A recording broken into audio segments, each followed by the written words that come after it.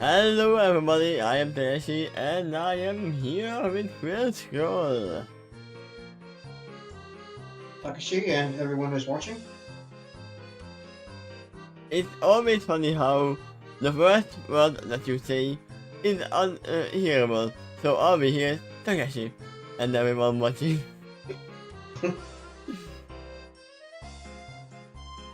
Oh, the word was hello. I assume it was hello. It's good. For all we know, it could be fuck you, Takeshy. We wouldn't hear it. But that's the short part. Because, yeah, you would assume that he is not here next to me. Then I would actually hear what he's saying. Is Derpy still blushing there? Yeah, that is still blushing. Okay. That's a long-ending blush. Maybe she will not blush anymore, but who knows. But yeah, we are here to start the Hollow Paradise arc of the adventures in the TARDIS. I don't think it'll be a spoiler to tell you that she will be in the next chapter. Oh, will she? You gave away everything! What?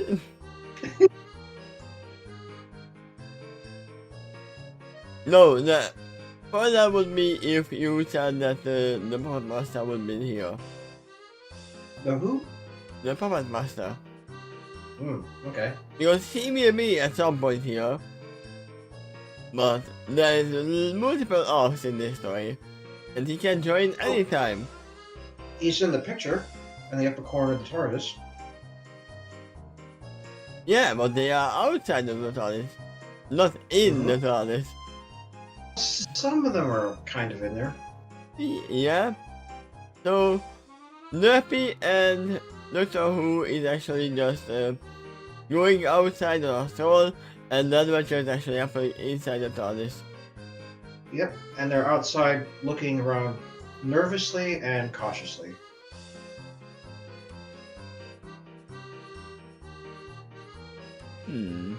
They know there's danger afoot nearby. Oh, so the Doctor was alerted by another spoiler. Possibly, yeah. So, the Hollow Paradise. I assume this is not gonna be the perfect story for that. That's why we have multiple of later music. Do they know where they are? Probably not yet. No, they don't. Well, kind of. They know they're in the TARDIS, and that's where the story starts. Hey, let's see. Maybe this one. I don't know if you have any song that's good for playing, like, inside the TARDIS. Yes, I wouldn't even know what to suggest about that. Something adventurous, I guess? Or... I would... Now, I'm thinking the mood is pretty calm for the most part, up front. Pretty calm. See. No, not the Don Paolo. I know that one is super fast.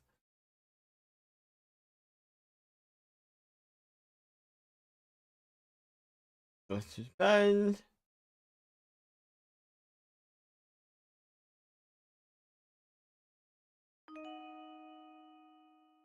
I'm finding all the slow ones now. There you go.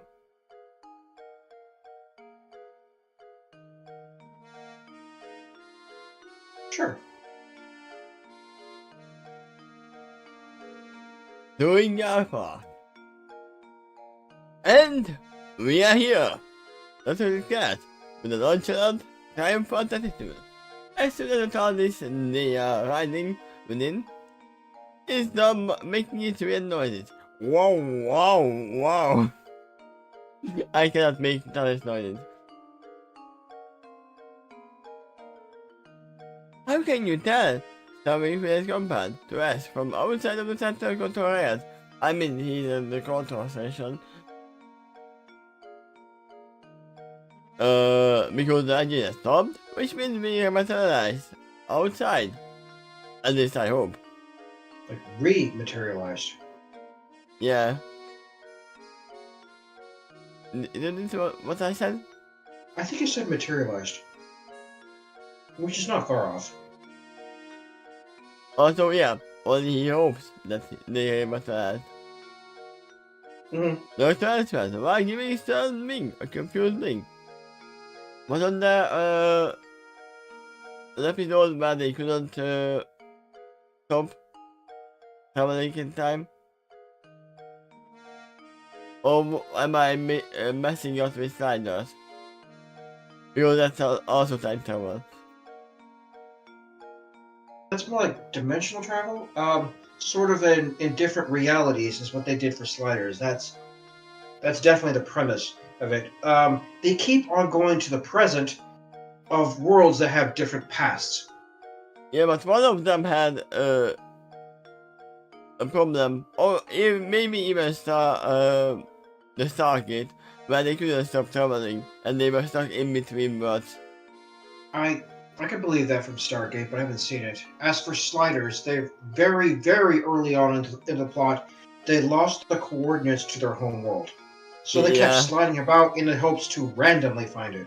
No, I mean in between. Okay. I don't know if it was the TARDIS or Sliders or Stargate, because they most travel within multiple universes. Well, you might as well toss in Rick and Morty there while you're at it. I haven't seen Rick and Morty. I know them, but that guy has more precise control with his dimensional travel. And in this case, it is definitely dimensional travel into different levels of reality. If YouTube lets me, it might even be the next reaction series. Including alternate realities, similar to Sliders. That plot's also Rick and Morty. Very heavily, too. It's funny how there are two big series that I haven't seen at all. I mean, not at all, because I have seen some clips, but Rick and Morty and Futurama I haven't seen at all. And they are both big. Just my personal opinion about Futurama, I once made the mistake of comparing it too closely with The Simpsons. And it was based on the same company, but it is actually quality work for its own reasons. It does have humor too, of course, but I kind of feel like it's a different flavor of it. Yeah, I can't add anything to it because I just seen the characters. And I have seen one scene. And some memes, but nothing really in context. Oh, we digress. And while we are watching memes, we are actually arriving at the scene. Sure. Tommy uses her brown left wing with like a brown tip to raise the doctor off this specifically, as she elaborates. I'm not talking about the sound of the engine and whatnot, I'm talking about the uncertainty of where we are. Look, there are no windows to this vessel, I can tell, and from where I'm standing, there is no entrance and exit to this place. Huh? Isn't there like multiple doors?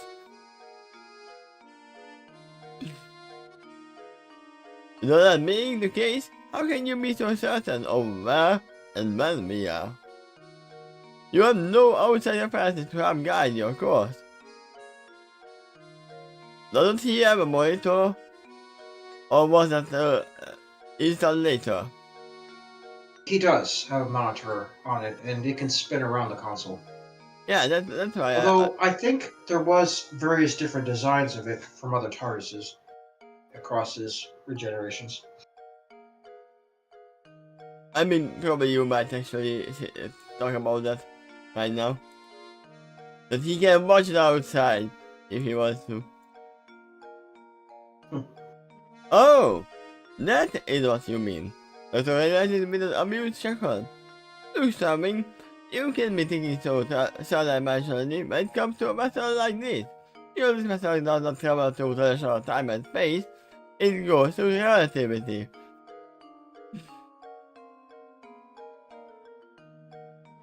Even if there were a window, we could roll down and physically see what is beyond. All we would see is while it meets transport in the wormhole tunnel. Transportation like that is akin to magical gate in your world. Twilight would know. It seems space in between, so there is no point of reference we could gather.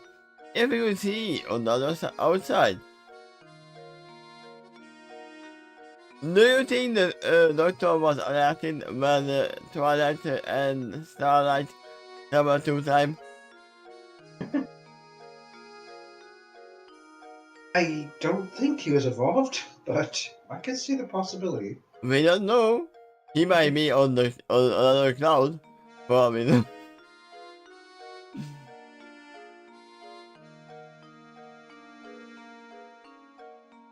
Then how do you know where and when we are going? So impressive. Because all I see is you swinging and pulling a bunch of levers, wires, and doing it. How does it translate into knowing where and when we ended up? You know, it's a timey-wimey stuff I can't explain. Okay, all of that is spoken like a companion that is definitely not used to him yet. Yeah. And I think even Rose asked this question. Recall that, but I could easily see that, yeah. How do you even know where and when we are?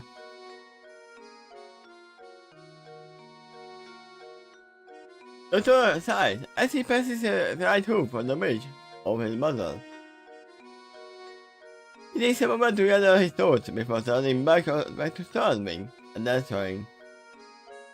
The exact specifics of how I handle the controls would take too much time to explain, and you wouldn't like to understand it anyway, and I wouldn't want to give you all the information because you would get off with the TARDIS. But let me put it this way. Wait, that actually happened, right? So, one of his companions to go with the TARDIS brought to his instructions.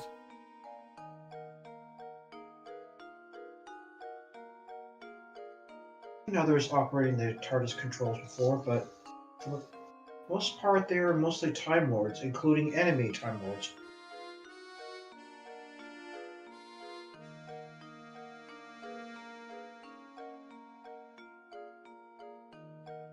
But yeah, it can happen. It's not locked to him. In the IE side, they can anytime travel to time and space. And Yeah, it will be stuck. the true lock is in the front entrance and exit. That's where you need the key for. Every spot in time and space can be calculated down to a very specific number. It's sort of like coordinates on a map, except in 4 dimensions, which include X, Y, and Z axes, and another one. You said X, Y, and Z, that's only 3. Yeah, there's another sentence after that. Just add time to the mix, and there you go. And how do we call the time coordinate? Which X is the time coordinate?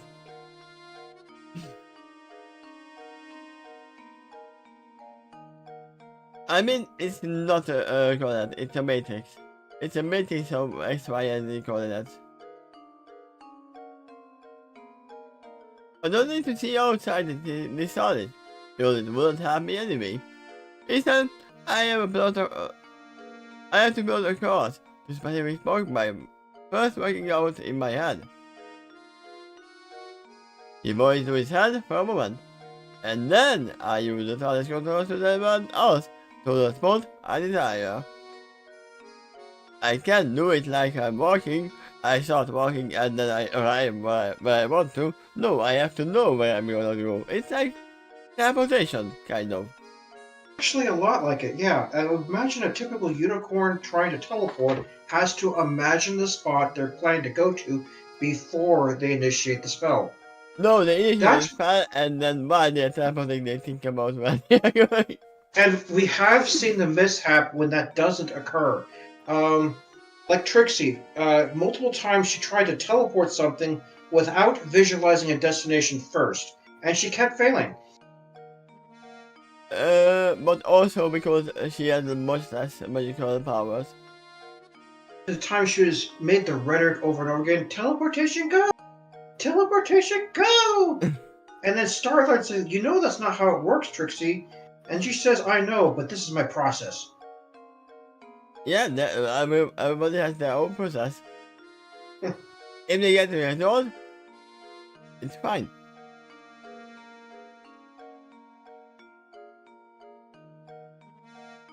Those are the solve ethic questions. I must warn you that this is a greatly oversimplified explanation, but gets the job done. In reality, there is more complexity in determining a specific spot, because that spot has been calculated on the universal level. Also, yeah, just realize when you watch two professional tennis players, you hear the shouting, yeah, yeah! They don't have to yell, but they are, because that's the process. Just thinking about that, when he's calculating on a universal level, most of those numbers would land in empty space in between galaxies. Because that's what the majority of the space is in the universe. Good thing that the poly universe is so close to the human universe that he is used to. That probably is true, I guess. Because the solar system sounds like it runs a little bit. The solar system sounds like it runs a little bit differently thanks to the fact that they have need magic to revolve the sun around. remember, I have a thing about that the sun is not even there. Okay. It just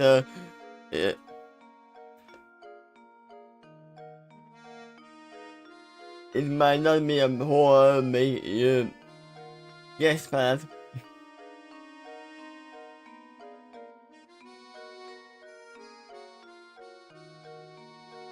That is alluding to a specific planet. I'm going to get it when the whole universe is thrown into a picture. The planet was somewhat similar method to chart our course has been made. To be made. Oh, has to be made.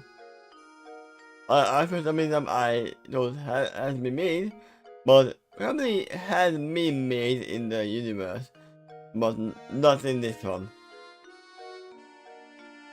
After that, there are also variables, like gravity and time and space anomalies. A black hole, for example. You wouldn't want to be stuck in one. Well, that phenomenon definitely affects time and space. Yeah, because in this source, not just the light. Oh yeah. Yeah, people even say that black holes have a time stopping ability or time distorting ability. So, going back to Stargate as well, they actually think that is a form of time travel to jump into a black hole. Well, yeah. I heard a lot of the time slows down the closer you get to the center. So maybe it downright stops when you are in the center.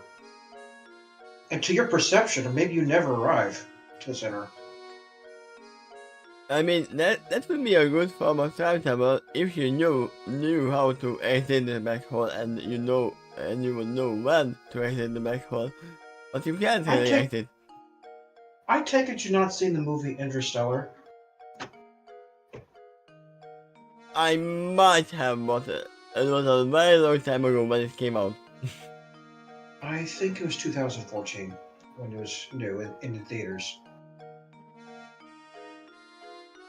Anyway, concept like this was in that film too, and it was awesome. Yeah, I assume nearly every time travel series have something in the black holes. Including this one. That is the engine of a TARDIS. I mean, yeah. You don't really want to shout out to everyone that, oh yeah, there's a black hole in the TARDIS as well. Unless you want to scare them off. I believe there was something like that that was mentioned as the engine source for the Romulans in Star Trek as well. They have a black hole type engine core, which means that it's a problem when it ruptures. I mean, it's a problem for TARDIS as well.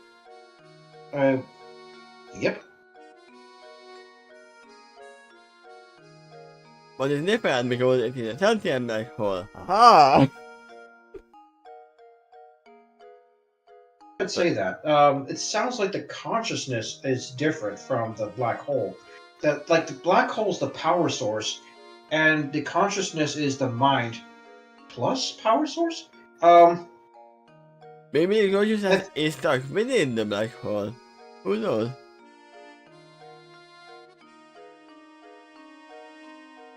Yes, I can say that. Yeah.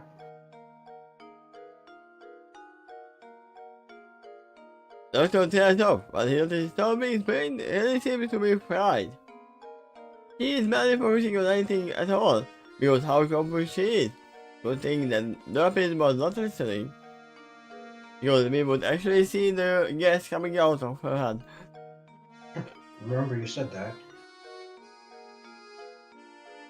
Go on, I'm listening. And I'm in front. Yeah, he would be interested. But the doctor looks at the small sky blue unicorn stallion. It is that the pony has much better grip on what he is explaining. It doesn't appear that even a small wizard is totally following this. But he is to a certain degree, and he wants to learn more. And assuming this, as I go on to say, just what is a black hole? A very powerful spatial anomaly, Dr. Asman. One which is so strong, it can bend the fabric of space and time.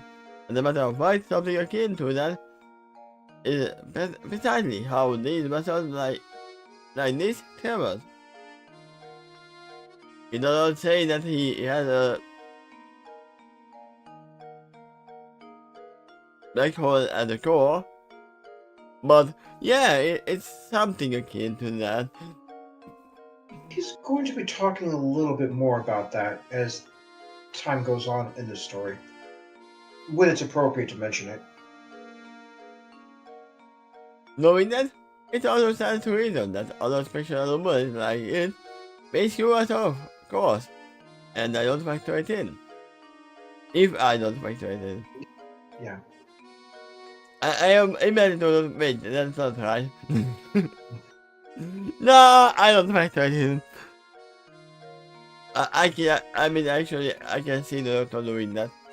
He did last time. He actually did throw a random course with some parameters put in place.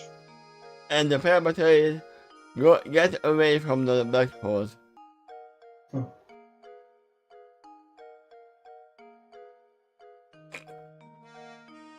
This is about the issue I meant to calculate when I planned a course.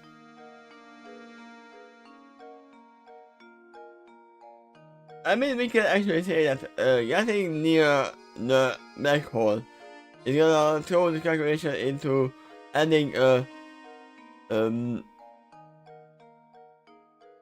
factor by 0 at the end, which would cause an error. Yeah, I would think an educated Time Lord would definitely take that into account if they are going anywhere near those kinds of anomalies.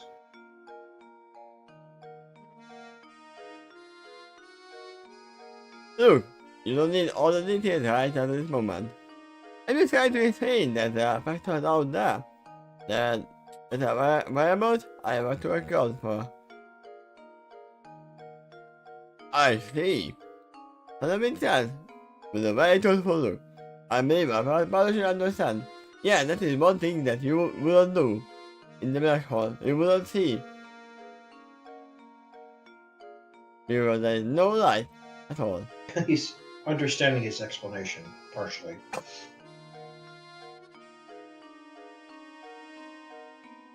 I understand that I don't have to understand. That makes followers having expressing with a dizzy expression. But I actually spinning. Spinning because of dizziness or spinning because of rolling her eyes. Maybe I would more. say it did say dizzy in that last sentence, so that's the answer. Yeah, but I can also see something doing that. Yeah, that's big followers. So give me a second.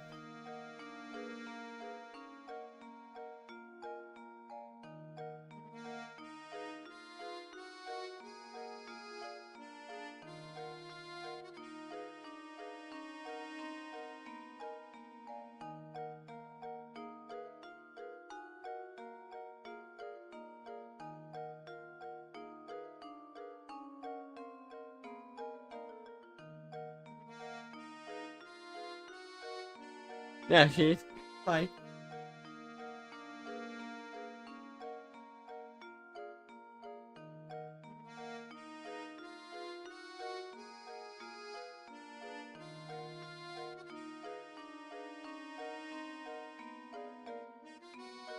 Okay, now that you put the headphones on, Doggo.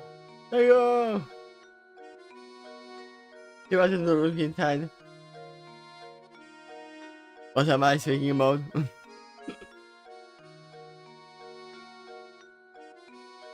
You and me more, sister. No, besides being just a dizzy overexpression. I must have heard the doctor try to explain it half another time to me already. And I still don't understand it. You don't have to. She shakes her head, which means echoing sound, which makes her echoing sound. They were smiling at Father Wind proudly. If you can even partially understand it, then you must be a really bright pony. Go you! Well, there she is. I mean, yeah, she is very bright blue. She's using this chapter. Well, it's compliment for the wind blushes shyly, but also feels flattered. I almost have flattered. Also feels flattered. I mean, if the door would open up, then he would be. I would assume. And I will probably ask. Ah, thank you. And I mean, actually a bit lamely.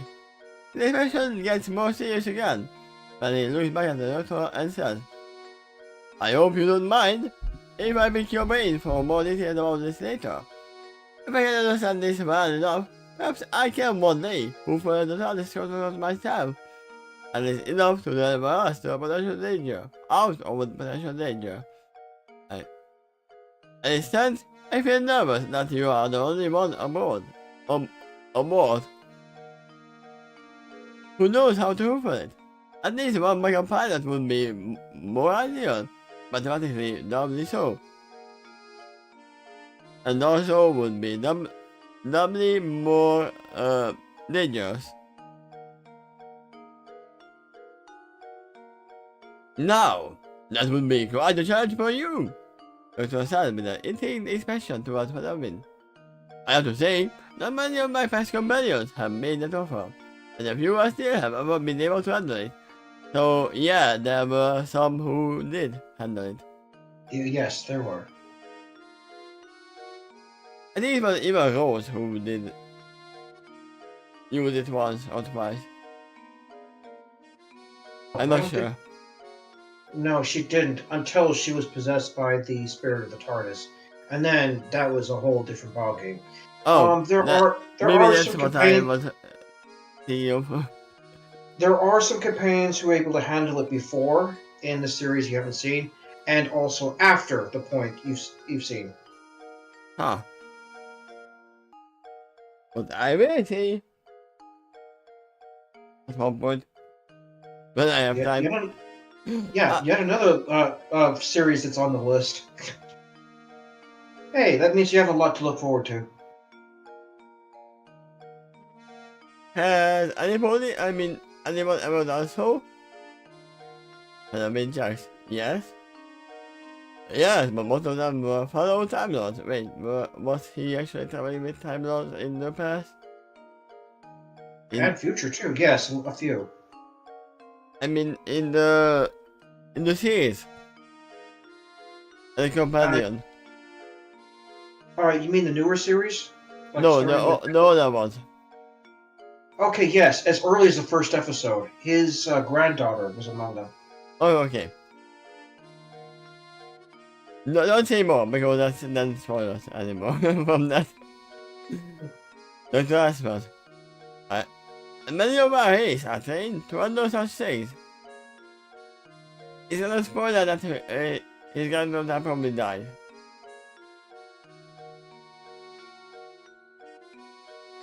You said most of our companions who were the TARDIS were fellow Time Lords, and implies that is not an absolute prerequisite. But surely points out. Yeah, it's not. Mm-hmm. You are sure from Parliament, and so sad with the proud again. I believe you that, but that said, there are other issues you may have to contend with. I brought you on my own this ship, not just to give you a joyride. That is true too, but you have a more focused objective here. Yeah, first you have to, actually, get used to the red crystal. Right.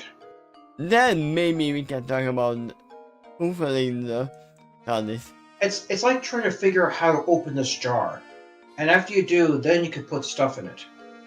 And I would assume opening a jar with a hoof is much harder than with the hand. Maybe argue with that, but yeah, logically it would seem that way to us. Have you tried open a jar like this?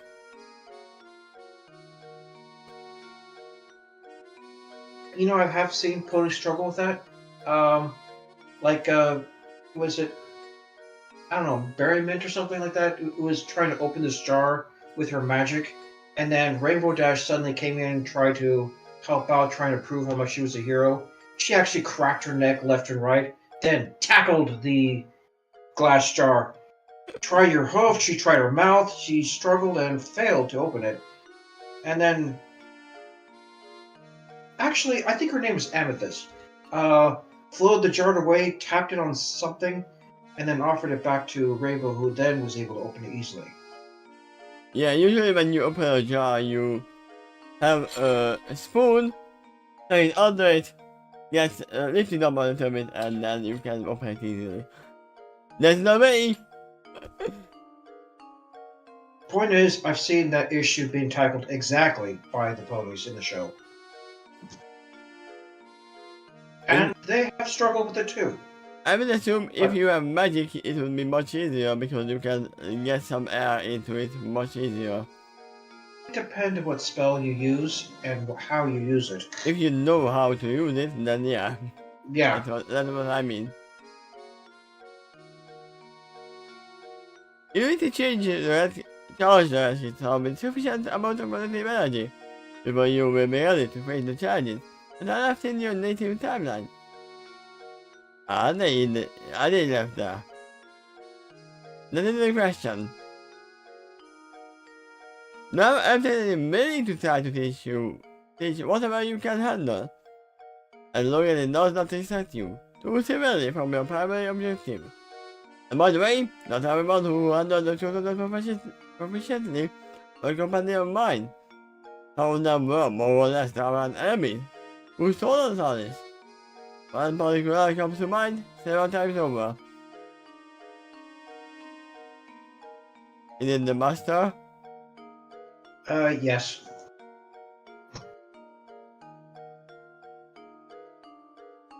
Enemy of Time Lord? Let me reflect nervously. No, not of. Enemy Time Lords. Ah. I mean, the enemy of Time Lords are enemy Time Lords as well. Yeah, they exist too. That's a different category. Enemy Time Lords? I don't reflect nervously. That sounds gravely alarming. Well, back in my home dimension, Hardly of them are left. The doctor informed. And they weren't all men. I even had my granddaughter in there at one time. Actually, here. Nah, here, it's relative.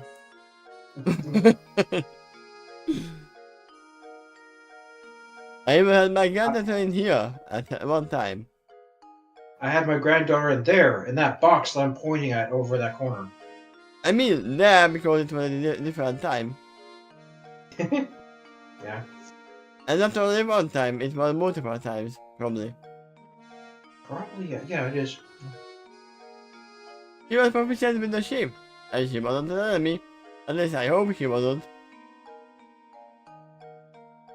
Good terms.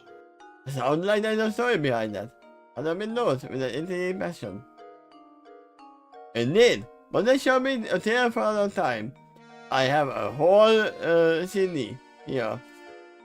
The whole series is right here. You can watch it later.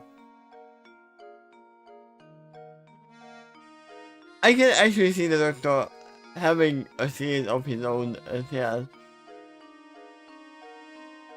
Watching his own series, I can see him doing that. He's broken the fourth wall a few times, especially during commercials.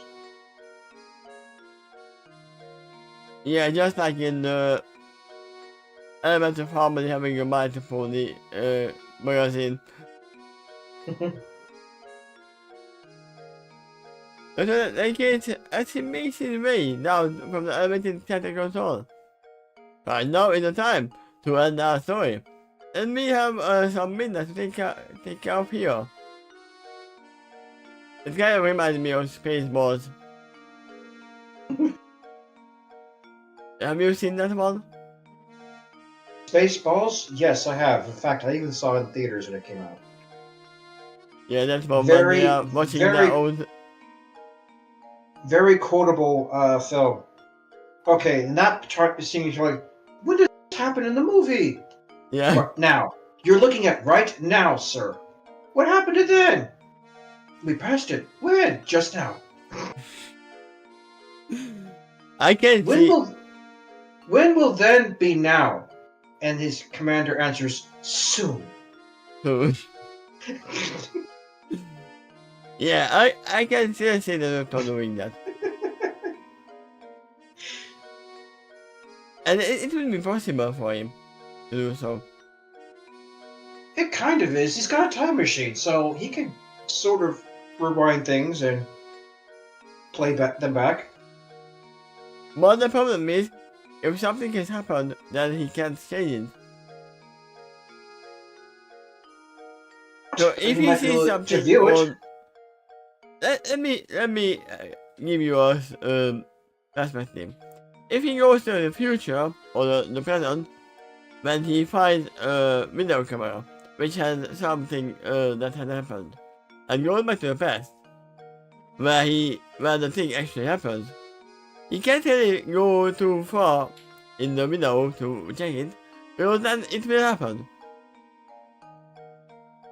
Right? Hypothetically, let me propose another scenario.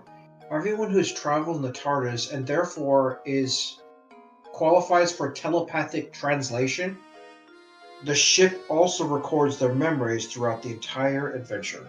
I mean, that's how we have the adventures of the Doctor Who. Well, yeah, that's the true reason. It's a secret, though. Shh. By the way, there are actual historical artifacts that have the image of the TARDIS in it now. Ah.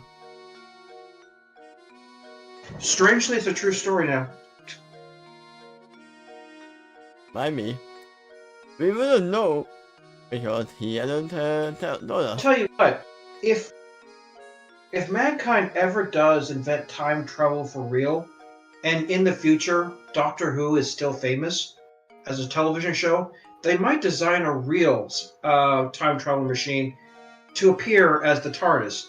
And because of that, some of them appeared in the past, and people have painted that in walls and cave paintings, and I think even it was even in Egypt somewhere. So yeah, it's now a thing. Now, I would first say, if humanity actually invents time travel, one, we wouldn't know of that because it would be just for the higher ups. Second, it would be the end of the universe of what we know. I said this either in this story or Skydancer, the phrase, if it's ever going to happen, then it already did. Because you're talking about time travel, right? Yeah. It's already occurred in the past. Because we know how humanity is. They would want to fix everything or ruin everything. It would be like it literally would be a time war. Every big empire would want to get their hands on the time travel. Probably, but I'm just giddy about the fact that somewhere in humanity they're going to invent a real TARDIS and use it just because they're emulating the show. Yeah? But that is a problem that they don't live too long. It'd be crazier still, though, if it turns out it was the actual TARDIS, and the Doctor, too, is real and all that. And maybe we were just getting psychic visions of him or something. I mean, yeah, the Doctor didn't make the TARDIS, he just stole it. We have no proof that he doesn't exist, because there could be all kinds of various alien species out there in the universe. Well, we know we are aliens as well. Yeah, To the aliens, we are aliens. It's all relative in time and space. Or could be seeded on this planet by aliens a long time ago. So we're native now, but there was a time when we weren't. Here's a question. If someone, remember that there were like, things of, yeah, we are making a moon base or something, or we are trying to make living available on Mars. What if humanity would live on the Mars, and some part of humanity would live in the Earth? Would they call each other aliens? I could add to that a deeper layer to that question. What if we already did, as a species, do that in the past, and it's history that's now forgotten? It could be. Well, the answer to that question there is, if they ever made it of a material that's pretty durable, the evidence might still be there by the time we go there. Yeah? Some organizations that goes there first, I'm not anticipating them to be completely honest at first. Like maybe NASA already did discover something like that on the moon and decide to stay quiet about that, or else they'll contradict the Christian dogma or other religions like that. I mean, we have seen a lot of reports of, yeah, aliens exist, but there is no absolute evidence yet of anything that has been released to the public. There we go. There could be many reasons for that, ranging from our own government to theirs, the aliens' government.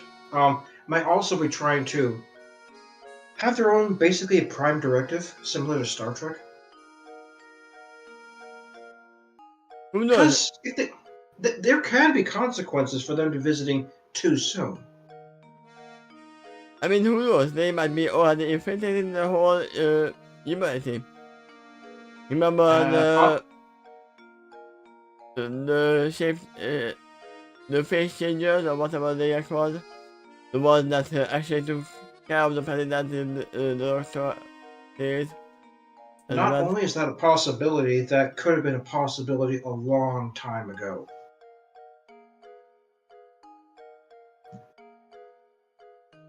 Who knows? Maybe we are not humans even. Yeah, there might be alien DNA from us as far back as our exact parents, one generation ago. And we wouldn't know because that's what we told us. Yeah, this is our DNA. There's been several television series that had that kind of plot where your mother or father was an alien, and because of that, you may have unusual abilities. Yeah, I can tie my own shoe.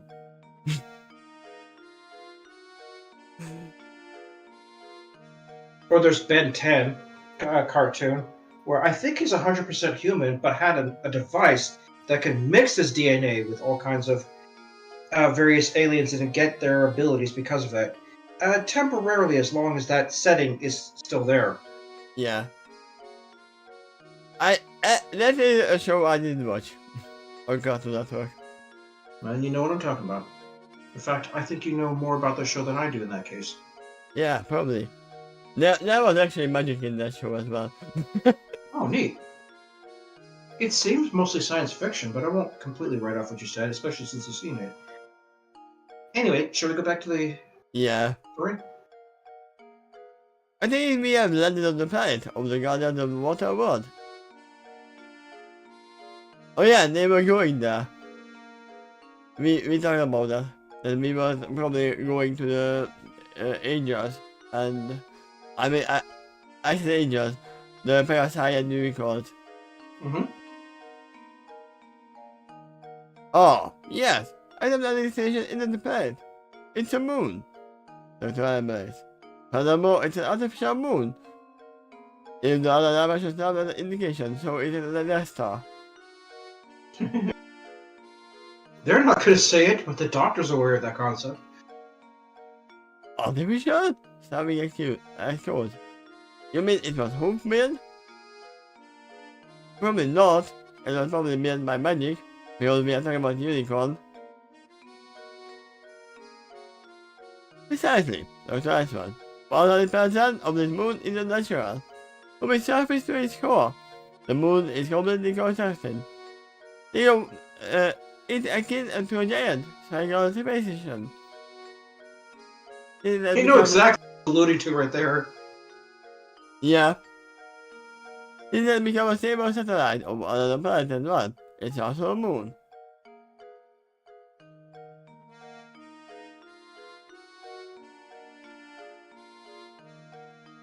Yeah, good thing that it is none of that. Hopefully. A space station? But I mean that cute. I mean, anybody can also roam inside this moon. Wait. Anybody can also roam inside this of this moon. Fascinating. So that means a fascinating look. I mean, yeah, it's fascinating. That would mean the occupants of this moon well is considerably more space than just the surface of the structure. If the entire core is also habitable, then that would consider extended option. I mean, we are going back to the point that they have not seen the unicorns at all. The point on the surface. In fact, Death Star is basically the reverse of Earth. You can't, or I've seen no one live specifically on the surface of the Death Star because you're exposed to space at that point. They live entirely within it. I mean, unless they leave it with a ship. Because the Death Star didn't have its own atmosphere. But who knows, it might have. This one might, but the Death Star didn't. You know why? Because unicorns. They can create one. And the Parasite as well. It's interesting to think that in the Death Star too, apparently there is a down direction. Everyone has the same gravity from floor to floor. So below you is people that's walking upright, and above you people is walking upright. No one is in a spherical pattern, as far as I know, inside the Death Star. Yeah, it's a big ship. So with that whole thing, there is an up and a down direction from the way people are standing within it. From the perspective, that might be. But the cameraman was also looking at that in that direction, so gravity was at reaching them the same way. So we don't know if he was upside down or not. But we know that there was a gravity core inside. Imagine a disc spinning in space, though, and you live in the inner ring. Because the fact it's spinning, it's creating centrifugal force, therefore gravitational gravity going outward into the ring. That's like standing inside the planet upside down as it spins.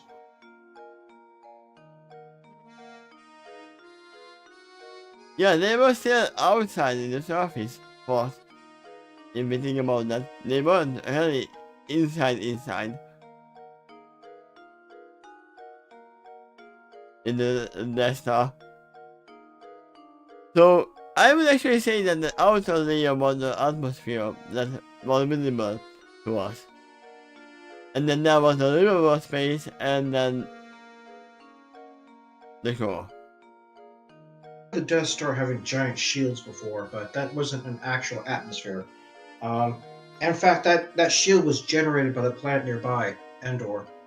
I mean, we actually had a detailed blueprint of the Death Star, right? They actually showed it in the show. In the show, I'm not sure which show you're talking about, but they've seen it in the movie as early as New Hope. In the movie, yeah. And a few others too, yeah. When they were rebuilding the Death Star, that's when we actually had the blueprint. Do see a loose sketch of it, yes. And I didn't see the new ones, I don't know if they had. There were multiple series as well, so.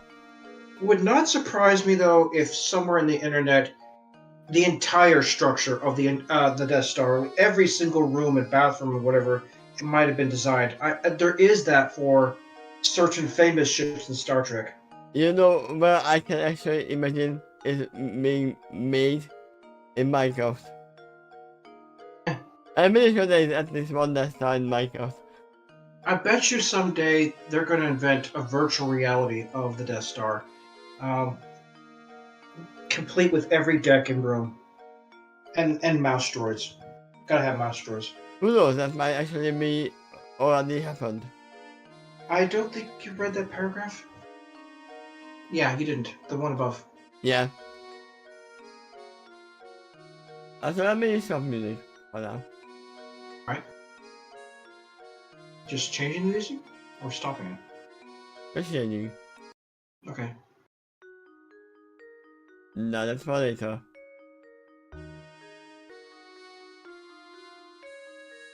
Yeah, that's for later.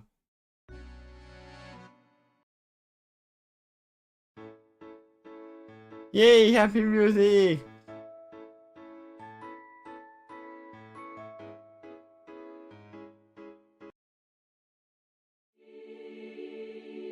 No. I mean, I already found one which where the puppet master appears. It's called the puppet.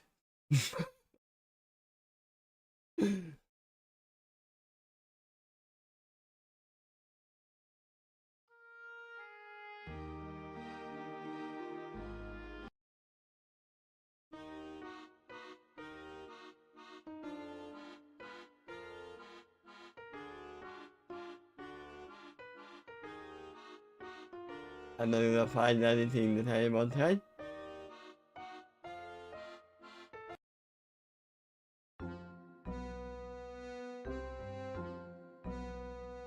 That is very curious music. That's probably an invitation music for what we know. Most of these will do fine.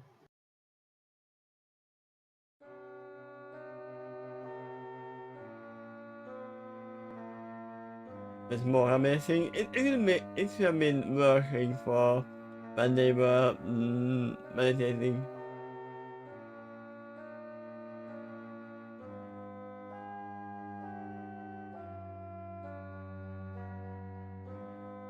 Lucia's theme?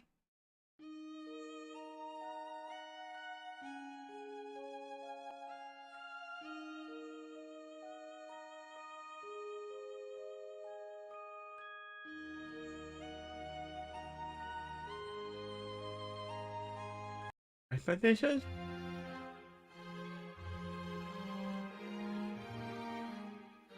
Oh, I am on the circus theme. Do we maybe have a circus arc? A what arc? Circus.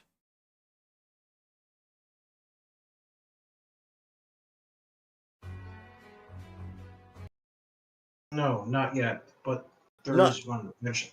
that's what I Eventually asked. planned. As a matter of fact, it was mentioned by Featherwind to his daughter that they visit a nightmarish circus that was created by Discord. Oh.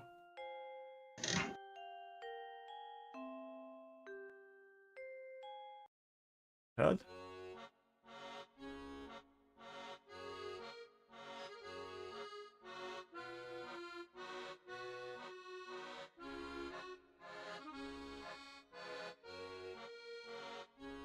Hmm. Fine.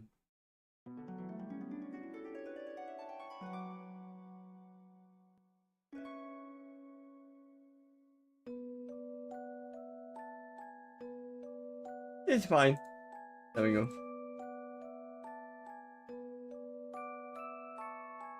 It's even more to my knowledge of the other dimensions equivalent and accurate information. But let us waste too much time discussing this here. We have a new world to explore. But besides, I see Robot's hand suddenly before she said, I think I'm going to have to see this one out as well. Vision is probably still out. Here's her head with more determined expression as she ends. Vision still isn't very well, and I will stay behind and take care of her. She now gives a brave smile, bright enough to close her momentarily close her eyes, as she said, so you are going ahead without me, and worrying about Vision.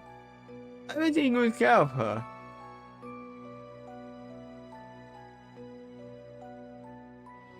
Also now I can see the problem why Doctor was so worried that when they joined him in the last arc. Yeah?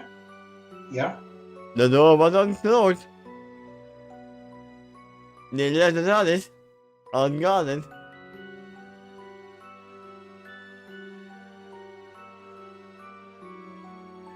Or let's have a look and it's closed unless you open it from the inside. That is the question. You can open it either way, but the door swings inward. Yeah, but what I mean is, when they left, they probably didn't lock the door by themselves. When they left that world in the last chapter? No, when Murphy and Mitchell left the TARDIS to follow the Doctor.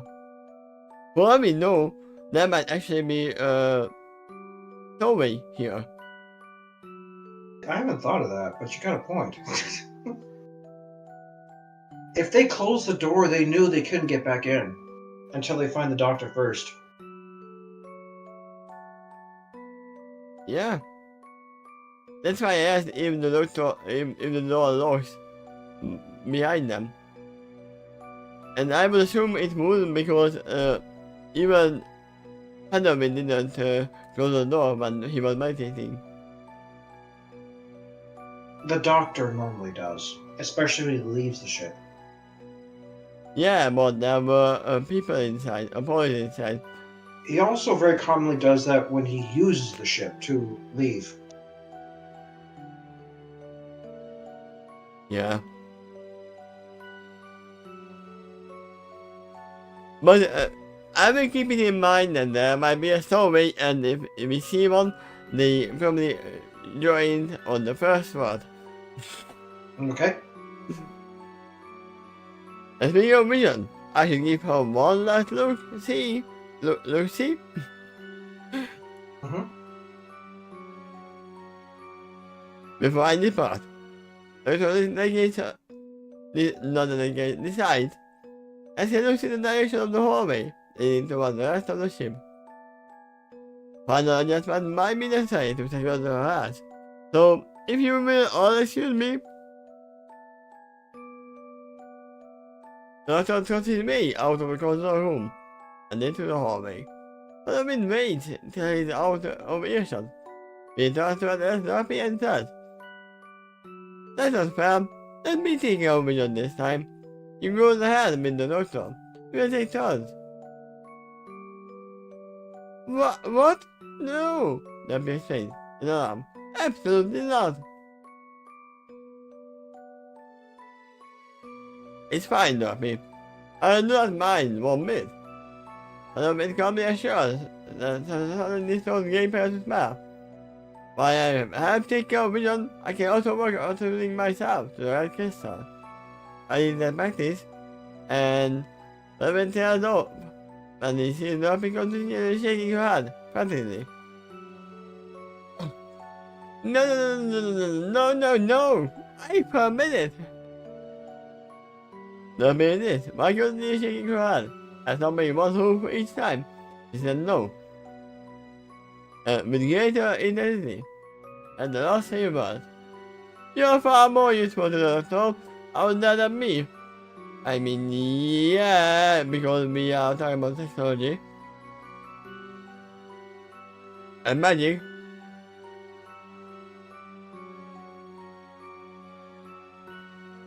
But He's currently the only unicorn they have aboard on the ship right now. yeah, and it can be actually double-sided sword. Because they might be that if there are unicorns out there, that's a big if. One they might be, yeah, you are a unicorn too. We can talk to you. Or they might be threatened because you are a unicorn and we are not. We are just I don't acting necessarily know how, but the technology they got potentially requires a unicorn horn to use. I mean, we don't know that yet. Well, that other species out there, if they are out there, always had that feature, so they may have developed their technology to require it. Yeah, but from the arc title again alone, I would assume that this whole planet was made by unicorns to be completely autonomous, and that the unicorns died or traveled far away from here. Stands right now with this particular mission, Featherwind might have a unique advantage that the rest of the team could possibly need. Yeah?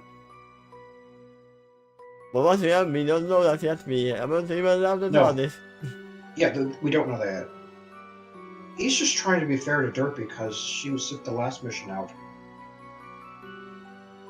Nerfy, no. And I've been more suddenly. As he gazes up, he was gazing on the face. Please don't say that.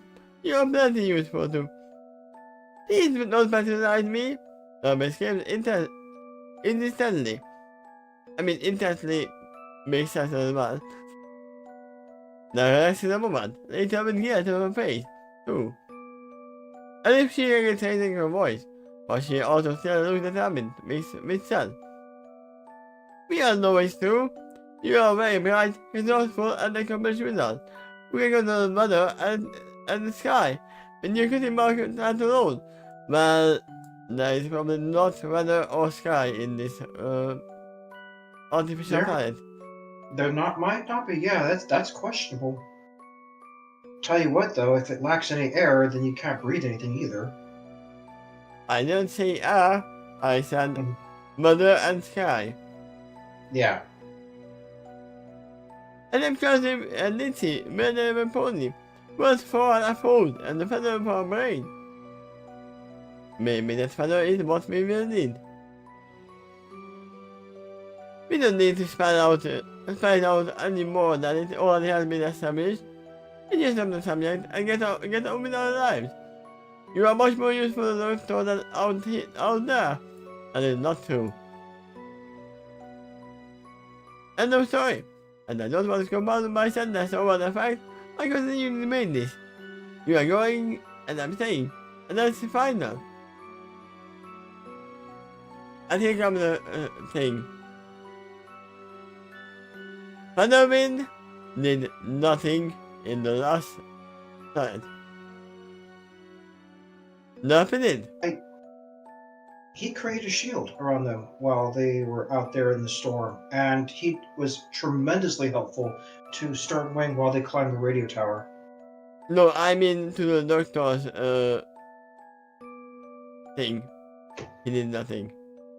Well, his presence was useful in getting past one obstacle that they were trying to stop him with, but since Feather had some apparent authority, the Doctor exploited it to prevent a fight. Yeah? And I would still assume that without Feather being there, Tommy could have saved the guy on the radio tower alone. no, definitely not. She barely succeeded as she was. We don't know that. We don't know if it's possible or not. But the doctor would definitely be able to convince them to let them in. And he could still get out from the trap. The only thing that he wouldn't be able to accomplish was stopping the bomb in the time.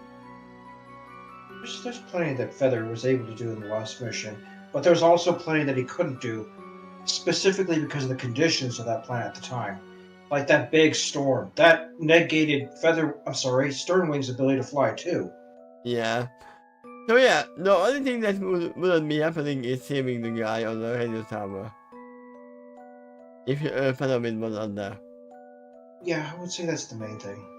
But for the big picture, and the doctor would say, he would still save the whole world. Helped one of the ponies lead him back to the TARDIS, but I can't say that's a role specific and unique to Feather alone. Derby could have done that, with a little more difficulty since she has problems with her sight. I would say, though, that Derby's stronger than Featherwood physically, and she just has more height to work with. I would actually argue that she might secretly be stronger than actually Storming as well, because she was having having to defend Vision the whole time in the storm. Yeah. Without a bubble. Yeah.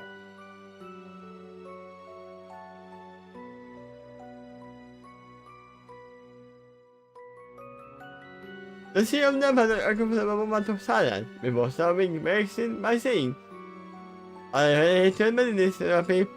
I hated this was not at the point, and I would rather be with you than with therapy. Not saying that out loud, but for saying that Father been passing the forward friend, I don't know. I know you are talented, Pony, but you are also smart. It is true. Tommy encourages her friend. Tommy will actually be safer in here, as well, and we absolutely need some Pony to kick our Vision right now. He's a blind spot under the best circumstances, but now he is ill to mood. He doesn't have a mood. As for you and me, we are used to working together as a team, and an obvious choice as well because of how big, strong, tough, and determined I am. Maybe you both need to stay here, and let not go. And you will work well as a team to look after the Vision. So she's hurt as she goes on to say, I'm not saying any of this with the intention to be personal attack. I'm just simply looking at the fact, and you need to do that too. What would be a qualified version of personal? Because they can't say person.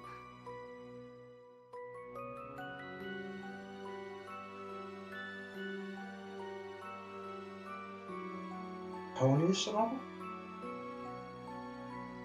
Pony Salon?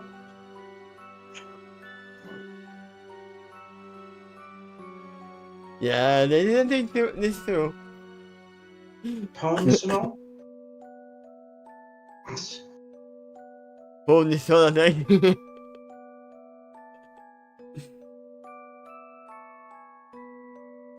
Yeah, very confusing personal, but you know they wouldn't use it. If everything is qualified. Some impressions a much more sympathetic look, nothing. For one, before looking back at her small friend, nearly the same way as she said. For the moment, as they not know that you do have sympathetic feelings for her. For now, that will need to be enough. So that you are in the game and focus. The same is that you, above all, should know the value in that. We are need to focus on what's best for the team, the player is, and now, and right now, I'm the most expendable one here. That is not right, that is not true. Maybe the doctor is. The doctor needs to stay here. That's probably never happened, right? And the company... For personal reasons, Feather definitely agrees with you right now. Yeah. Did that actually happen before? Or did it happen? And the doctor stayed behind and the companion went out on an adventure? Very, very rarely. In fact, I can think of one time that happened because the doctor couldn't leave the TARDIS.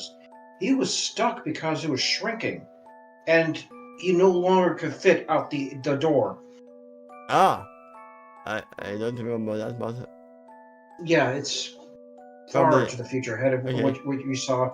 But at that time, one of his companions was outside, so he was giving some guidance to that companion. Otherwise, she was the only one that could react to things outside the ship.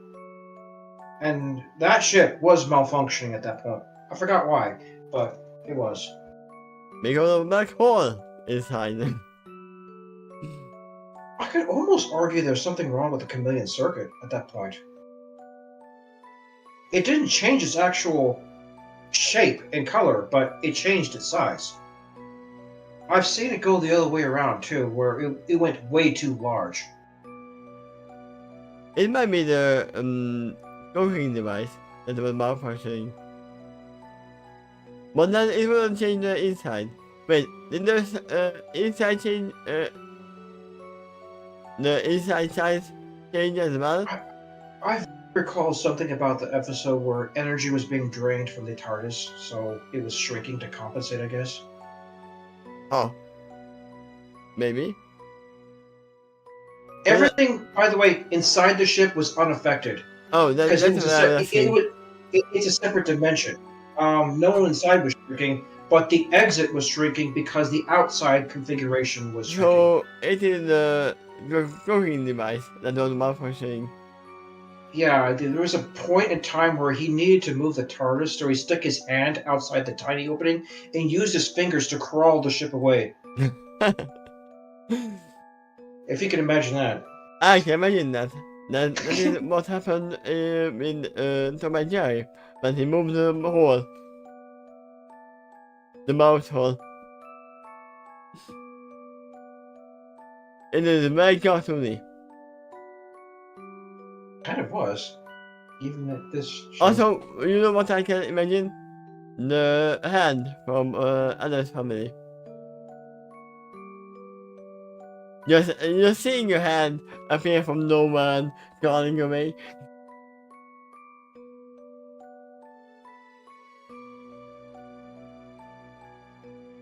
This thing.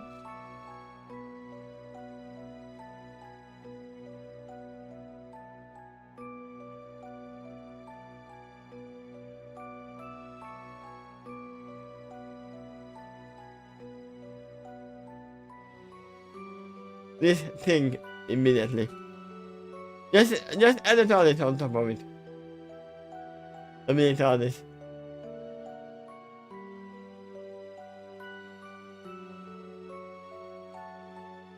Yep. So yeah, I can definitely maintain it.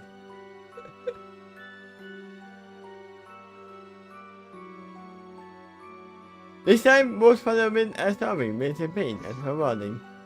But Feather is not the one to worry that.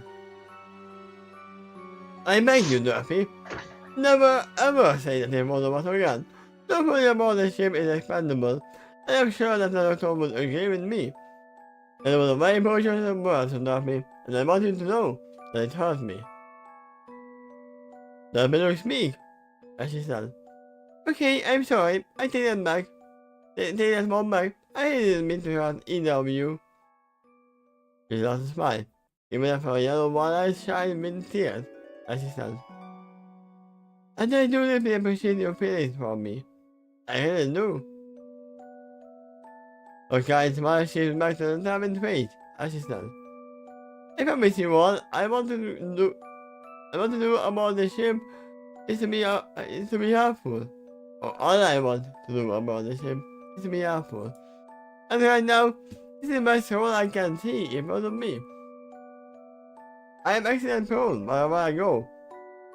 But this here the damage is more contained. No, here the damage is more dangerous. I'm not putting anyone else in life You know on what? this. If you're right, Derpy is the kind of pony who would overlook that.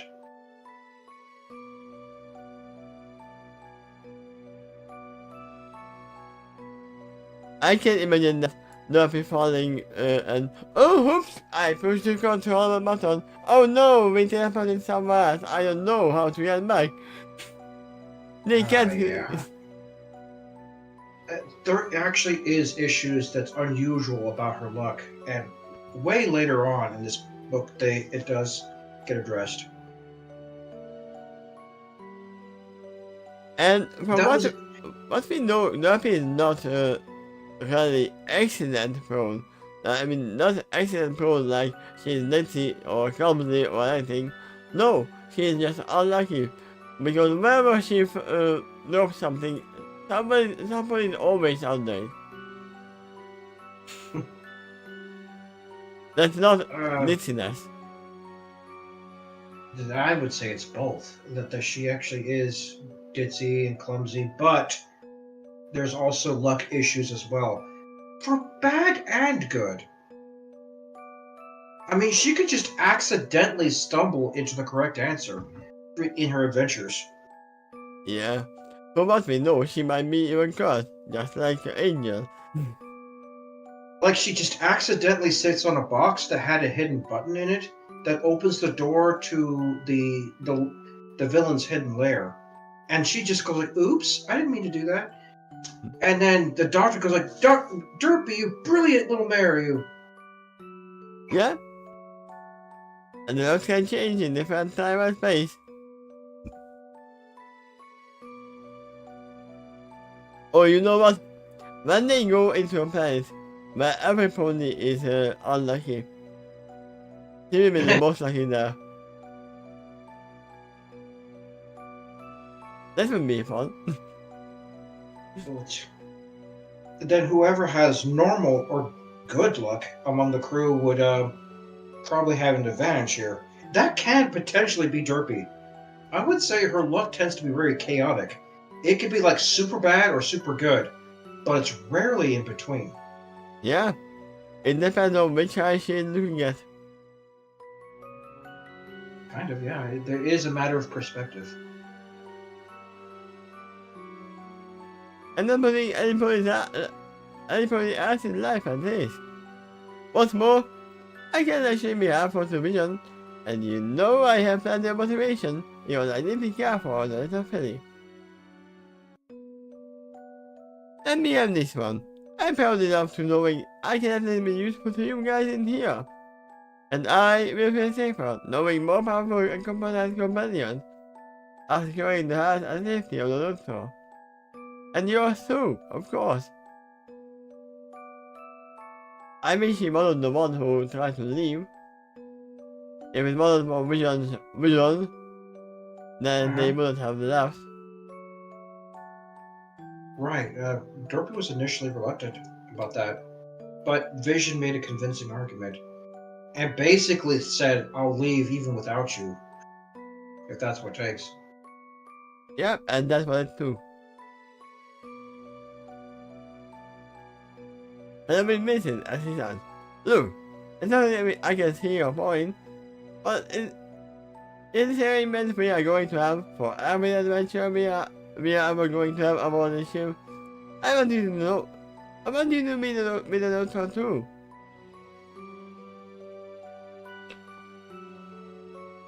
We don't want to take over you.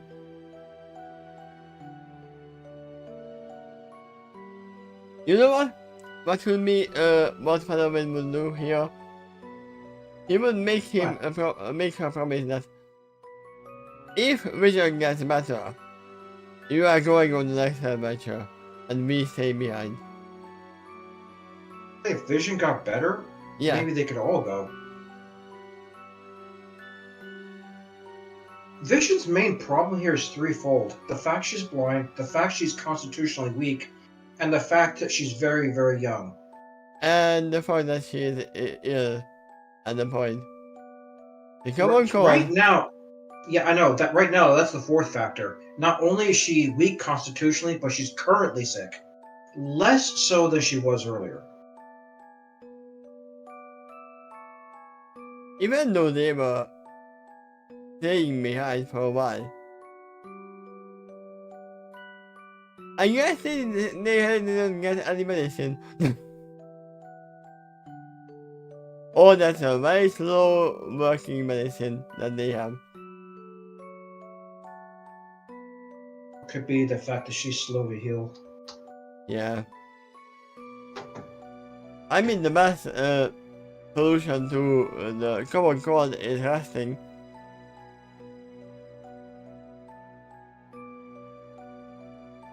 I want to be useful to him, because I know he's out there, saving lives. Nothing argues, and shakes her hand. That is so much more important than my personal feelings. If I remain here in the TARDIS, gives us the best chance to accomplish that. Then I will probably hold my place here. This is something I can do. Don't take that away from me when I have all the other good alternatives. This isn't just for my sake. This isn't just for Vision. And it isn't even about all of us in the ship. This is also for the sake of everybody you meet out there. Please our help. And that last word was in bold. Yep, it is, but I can't tell you it. Give me a second.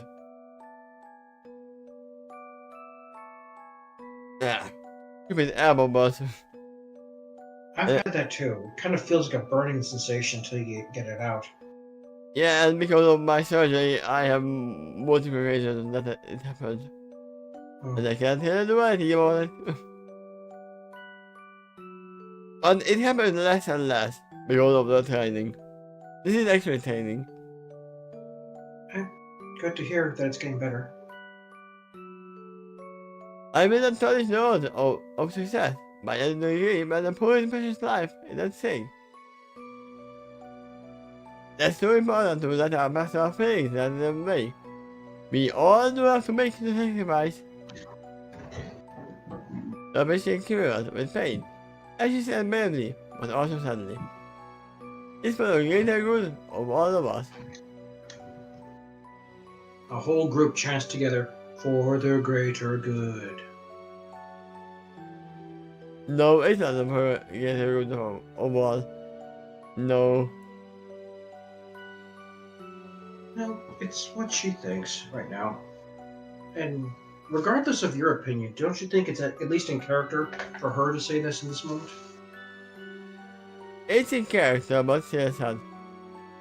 Yeah, it's just doesn't have a great self-esteem right now.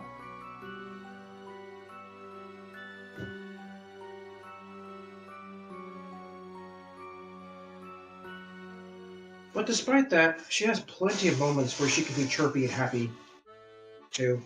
Like when she's blowing bubbles. Or eating a muffin. There you go.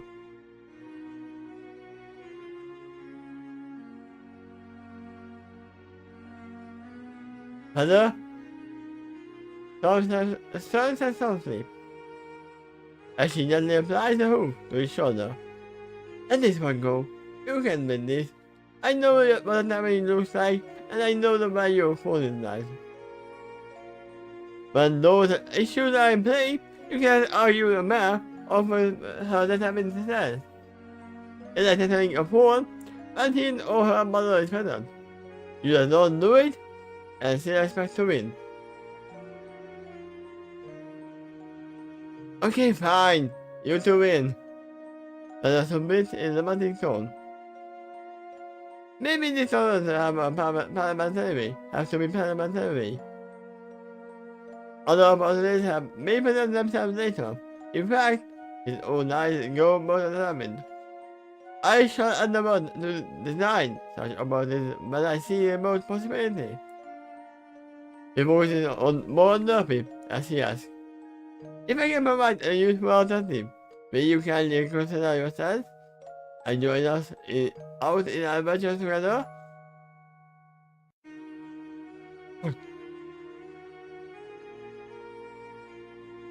Nothing's hard, yet also determined look really shifts to those who as she moves over his words. He was smiling brightly and said, okay, sure. If you can provide a reasonable and ideal solution to our problem, I will consider joining you all then. I mean it, Dorothy. Halloween says firmly. You better keep your word at that time. There's still a ways off, having pointed out. We can't predict the future. Rather than the possible expression of vision, or that sense, we can only live with the here and now. There's nothing wrong with forming goals, or keep your focus on the present. Because this is where your focus is needed the most.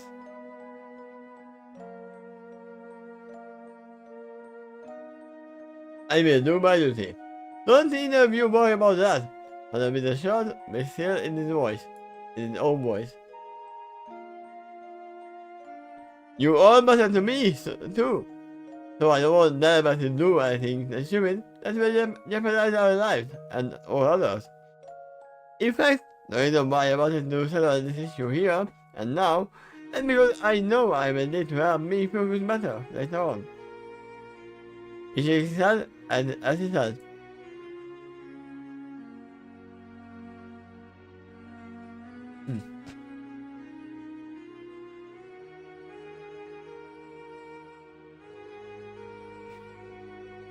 I know I can be in the game 100% if I also know that I have a reason to feel guilty. My magic is drawn from my emotions in addition to my concentration. And if I'm experiencing something that emotionally drains me, then it will affect my spell as well. I, and the very least, will need some hope to keep me in the strength to carry on.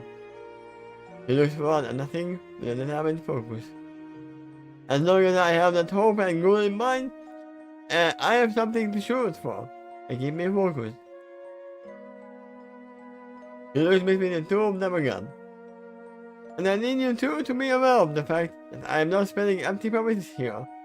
I mean it when I say that I will pause on any chance that will solve this problem to satisfaction for us all. Even vision. And you can see the even vision. There you go. Yeah. Okay, so this is the place. Okay.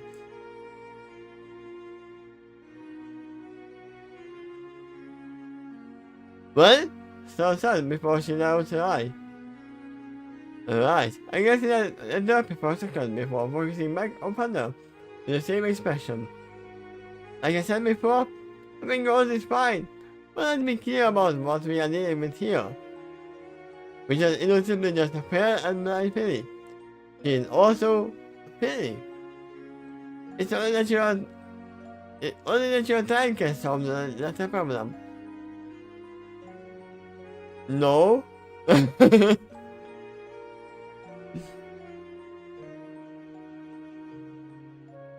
You can just get her, move her outside of the TARDIS, tap her away 2 years later, and get her back in.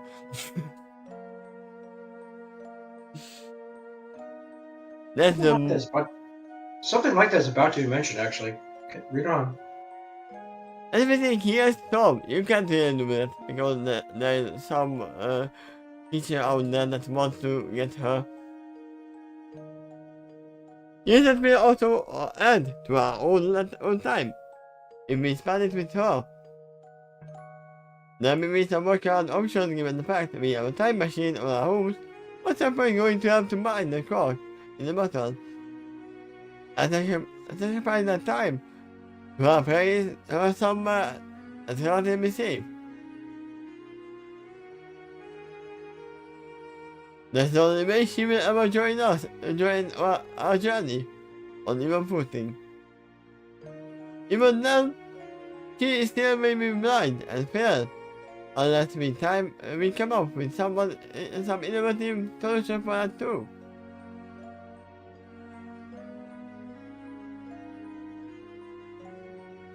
I mean, wait, wasn't there one person who was left behind, and they left behind a letter for the doctor? That, yeah, he never came back.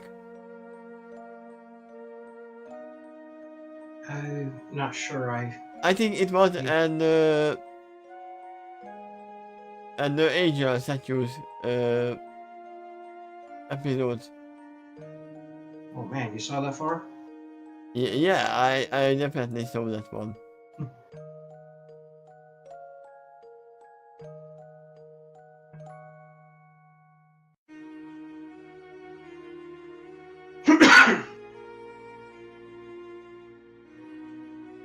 I think that's when it happened. When they had someone who was left behind. Or was it an Yeah, I just made a correction on that paragraph, so I went back to the original document to fix it. It was supposed to say even hoofing. Huh?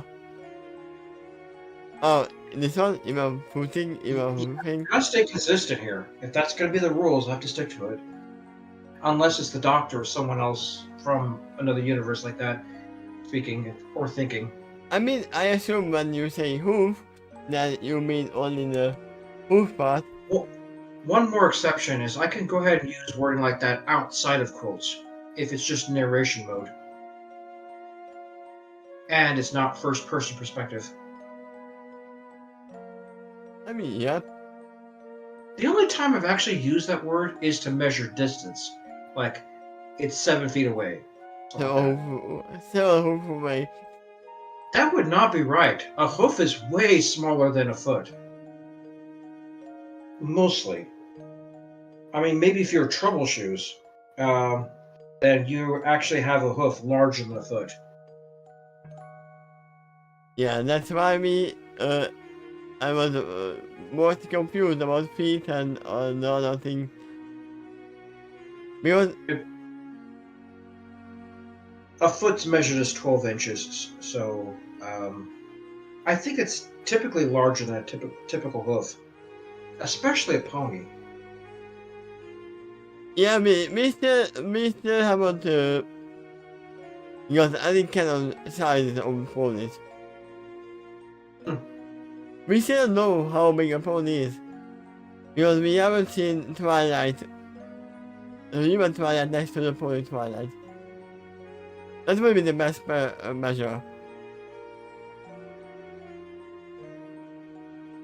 Average would be 3 or 4.5 feet tall for a typical pony. And I'm not talking about Celestia or Big Mac or anyone that unusually large or small, like Featherwind. He would be unusually small. In fact, he might be about 2 feet tall or something like that. I mean, it depends on what kind of ponies we are talking about to begin with. That's true. But just like Norse, they have different sizes. I was talking about them in the show. I estimate they're an average 4.5 feet tall when they're an adult. Yeah. Under normal circumstances, I would often call my native home and it's safe. Nothing promoted. I wouldn't. I mean, Relatively. often. Yeah, often call. Not all the time. Not when some crazy evil enemy occurs. The camera is on the show. It's often a slice of life, but there's plenty of moments off camera too where it's just a nice day. And that's why she says it's mostly nice there.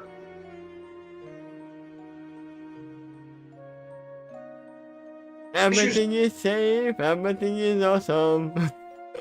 Issues like Cerberus coming to town or T-Rex wrecking the place is actually a very rare event for Ponyville, but it does get to the extreme on occasion. I mean, yeah, usually they have the time to make their own musical about how good the day is. Oh yeah. Bolivia is a well-present community. There's hardly any cops there. There is none, probably. But they don't really need them. I've not even seen one on screen actually, to be honest. I assume there is a few still that serve that role, but yeah, they're not common. No, they are. But at this point in time, no. In fact, the first time I've ever seen a cop was in Manhattan, when Rarity was checking out some new boutique stops. Yeah, I would still count the royal guard as cops or officers. In that case, episode 1, way back then. Yeah, usually when they have any guards there or anything, that is when the princesses actually get here. So. Arrived at Ponyville by the Cadillac guards in a Pegasus chariot. And Celestia wasn't there then. Well, they don't really need them as much either. Even if they are there, they are not useful either. The small community, basically everybody knows each other's name. They pair them out typically, with a happy skip to a stamp. Are you talking about Pinky? She's among them. It is played by your Korean monsters, especially since we apologize to the dangers ever before us. But in my native time, my home is also defended by the legendary elements of harmony. I know you two aren't aware of what that means exactly, but trust me. Our town basically has a bunch of real-life heroines defending it, like Messi at large.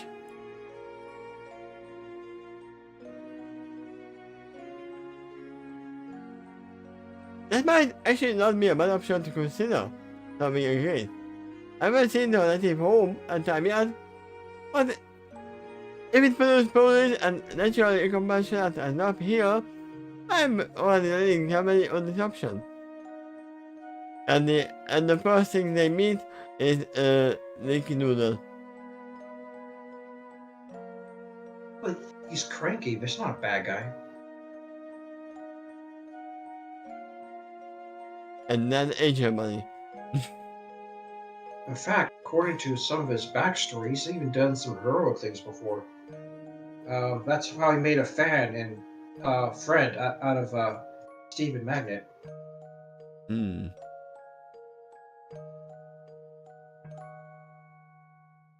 Oh, thank you.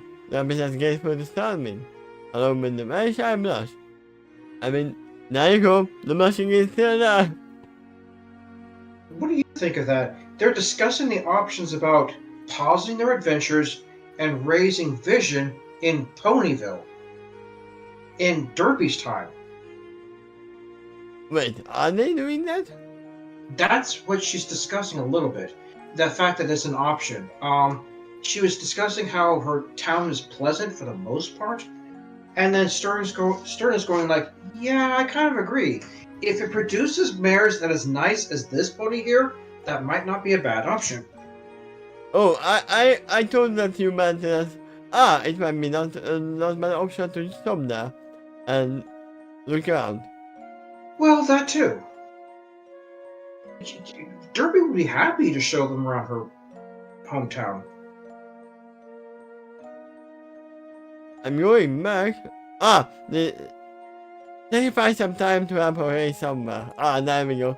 I missed that in my mind. And ever since then, Dorothy was discussing a potential option, and then Sternwing agreed with it. Oh. We should at least check it out sometime before we comment this. I mean, I was like, seriously. I should have looked on what I've yet to this either at some point. So let's tell what I said that. You can leave her somewhere out there to raise up. Maybe with Dorothy as well. But then, I don't know, that wouldn't be good because Dorothy would mean that I think I will come back for me too, or I'm just gonna stay here.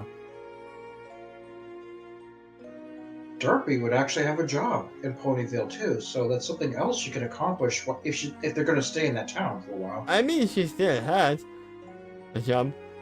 I mean, what would the Pony Millions would say if she was already working at the post office? One day she goes home and comes back on the next day. It'd be interesting to imagine it the other way around too. As the town is growing up with Vision there as well, they now have a psychic that's even more psychic than Pinky. They wouldn't know. Maybe not first, and maybe not ever, if she doesn't advertise it, but it'd be true nonetheless. But Pinky would know. Because she is the shaped. She just might. In fact, it could also go the other way around. They might have a secret agreement of not to say anything. Yep, perhaps. Oh, I would love to show you all my native home of Ponyville. Now you can see very cheerfully. It will be great. I can show you my parents and my friends and sugar cube corner and we never record. You will just love it there, I know it. There are muffins there and cupcakes. You are probably right about that, and I'm in the grade. I'm already on friendly terms with the Orchard family, who later named the Upper family somewhere along the way. Or maybe separated to Upper family, Pear family, Orange family, and everything else. Yeah, they were related to some of Orange family too, I think, as you just said. Yeah, they separated ways. They were one family before.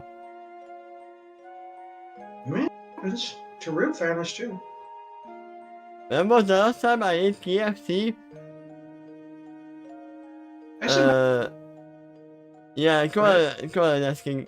I think it was like a month ago. I didn't eat chicken there, but I ate KFC. Mother presented an interesting statistic to me that she heard somewhere that fully 1 out of 5 humans in the entire world is related to Genghis Khan because of how prolific he was as a father and raping a bunch of women, I guess. I mean, yeah. And then every single one of those children have children of their own, children of their own, children of their own, and it's just spreading out throughout the world, throughout, how long is this? Thousands of years? Since Genghis Khan? Because like, yeah, Alexander the Great. Maybe, yeah, maybe that as well.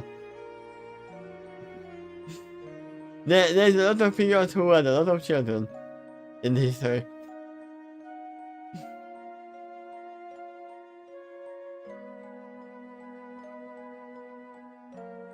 I'm guessing the focus on evolution in Ponyville probably has something to do with it.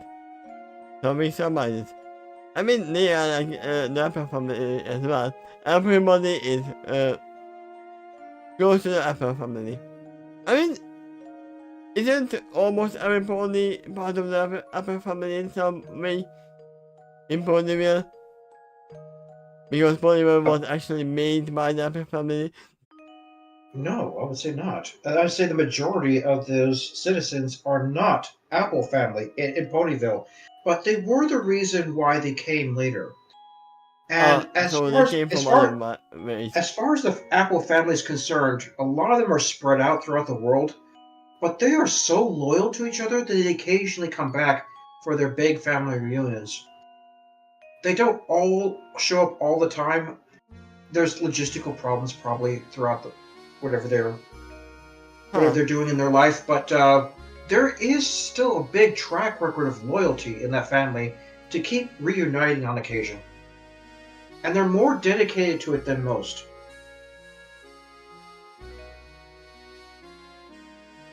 As far as the pure Apple family is concerned, is just Applejack, Apple Bloom, Big Mac, and Granny Smith is left in Ponyville.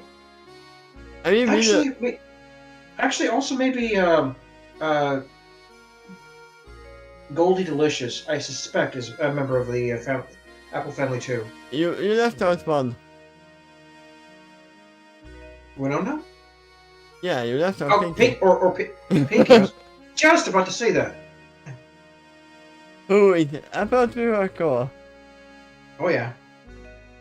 There used to be a show called Netflix Mario. They used to submit Mario 1 vs 1. On a team effort. That was Alexander the Great was Genghis Khan and Genghis Khan won. Huh. Okay. I mean, that's one solution.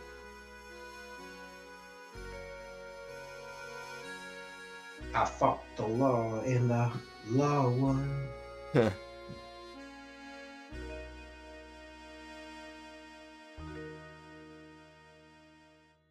The assumption as well. That's my assumption as well. And I'm in the green again.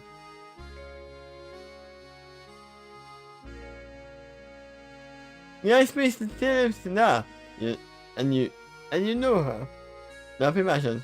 You can just ask her about things like that. I'm sure she would have a tale or two. Keep you company for a while. Trust me, she's famous for that. And I was actually ready for that. It's company. And even the fact that we are time travelers, and I skeptically, people think it's sad. I would have to avoid picking her out of all possible, especially at her age. Nah, she has seen some stuff. I said most other serial or poorly men don't know us, and we point out. If we are avoiding Gary's face because she might actually know us and fake her out, we don't have that accused with anybody else. I mean, you can just lie that you are your own son, and she will actually believe. Or make the argument that you're related to Featherwind and you have the exact same parents and the cutie mark and cloak. And everything else. Yeah. I mean, it and, is. And horn color. The cutie mark would be actually applicable, because in the Apple family everyone has an apple. In the Quill family, it could be a quill and paper. Or book or scroll or all kinds of things like that. Apparently, Hourglass is the most common cutie mark in that world. That's why the cooking device gave Doctor Who. Doctor Who's Hourglass. Because that fits, and also it would be very well even in the universe. Placeholder cutie mark. It's like a new cutie mark is loading to be given later. Also, imagine, back to the cutie marks. Remember the theory night when they were adding their names by the cutie marks? Didn't name their names by the cutie Yeah, marks? when they applied to be in the competition. In the trivia tournament.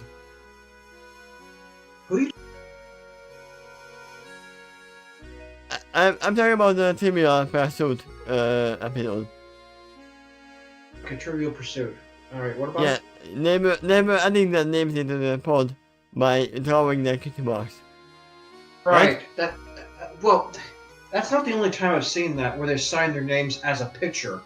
The mailing system often uses that too. You know what I have a problem with that? Meh? What's that?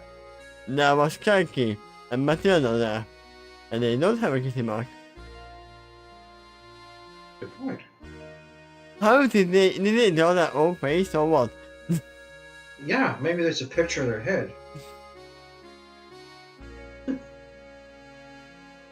That kind of happened with Spike when he was called by the cutie map. All it was an image of his head. Yeah? And his spikes started glowing. So what if Cranky and Matilda was called for a friendship mission? What would they be, their heads again on all over the table? And Probably. what part of their bodies would start glowing?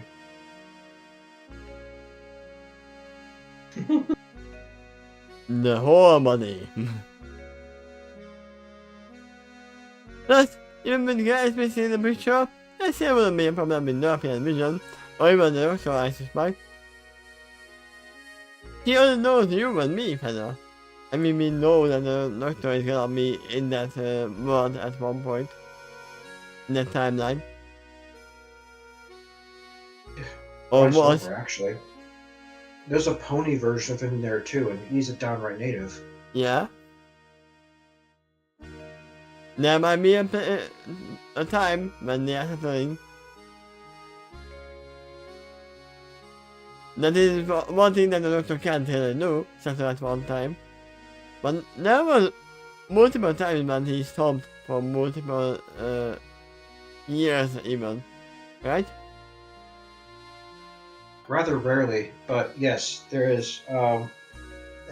Matt Smith, the doctor you were aware of that was dealing with the Weeping Angels. Yeah. His last episode occurred in a certain world where an extremely great deal of time has passed. It's not even specified how long it is, but he actually aged. Yeah, that was like. Yeah. Isn't that when he said that is gonna be his last incarnation and he's gonna die there? He really believed that because he's supposed to be mathematically the 13th Doctor. Yeah, I think that was the last Doctor I seen.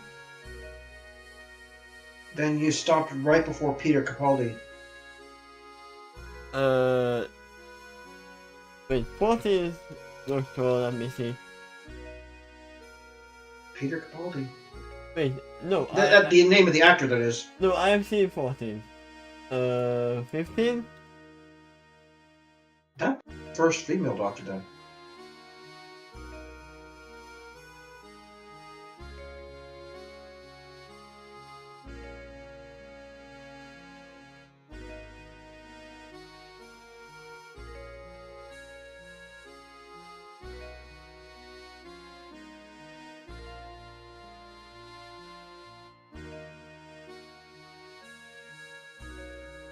No. The female is the 16th, right? 15, actually. No, for the 16th it doesn't say who it is. I don't know who.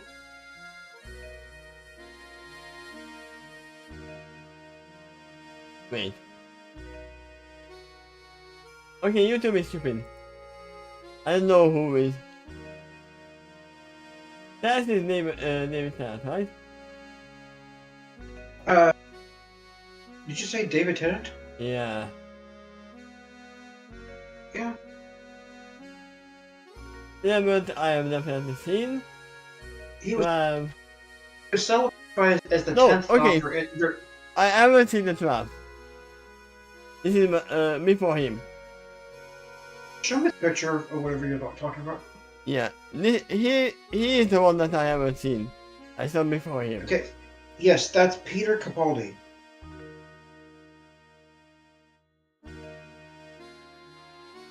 Incidentally, that's the last Doctor I've seen. Yeah, I haven't seen him. But he's got a few good seasons. There's some bad episodes in there too, as usual for most of them, but as well, there's very good ones in there. I mean, In fact, there's There's one episode from him I really, really like that a lot of other fans hated. Probably because it was seemed like it was out of character, but I just saw it as incredible and intense. I mean, his character changes all the time, so Yeah. Even within that life, he changes. Which makes sense. That also happened to David Tennant's character. He grew too. He changed from the ending compared to the beginning. yeah, and you know, I plan to go back from the season one to go to all of them at one point. Well, you got a lot to go then. But Because I don't remember all the episodes and a lot. Because I was at still at the dormitory while I was watching it. if That's you're what a long starting time over ago. from the entire show from the very beginning, it will take you a while to get back to the point you have seen. By then, it probably is faded in your memory enough that it might almost seem like a new episode again. Yeah, from what I've seen, the ones that are all available are more than 40 episodes. Speaking for me personally, the favorite Doctor I have is David Tennant's one, but the favorite episode of the entire show actually is with Matt Smith. And it was some kind of Christmas episode that emulated like a Christmas Carol. They did it so damn well. It was a genius and actually heartfelt.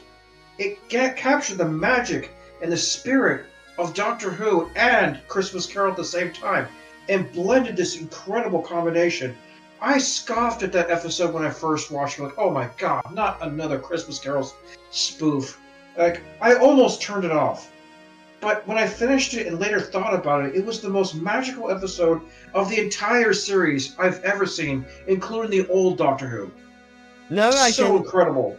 Now I can imagine Christmas Carol where most the spirit of past, present and future would be the Doctor appearing at the same time. Us in that episode, you know, like Scrooge story. Yeah. It was an episode just like that, but Oh, it was? with a but it was with a Doctor Who spin on it, and they did it extremely well.